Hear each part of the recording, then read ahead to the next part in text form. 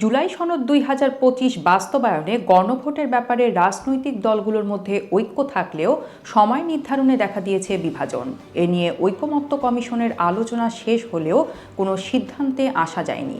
BNP চায় জাতীয় সংসদ নির্বাচনের দিনেই গণভোট অনুষ্ঠিত হোক, অন্যদিকে জামাতে ইসলামী চায় আগামী নভেম্বরে গণভোট, এরপর ফেব্রুয়ারিতে জাতীয় নির্বাচন। ঐকমত্য কমিশনের আলোচনায় কোনো দলই চূড়ান্ত সময়সূচিতে একমত না হওয়ায় এখন সরকারকেই সিদ্ধান্ত নিতে হবে। সংশ্লিষ্টরা জানান, ব্যালটে গণভোটের দুইটি অংশ থাকবে। একটিতে থাকবে ঐকমত্য প্রস্তাব, অন্যটিতে থাকবে আপত্তি বা নোট অব ডিসেন্ট প্রস্তাব।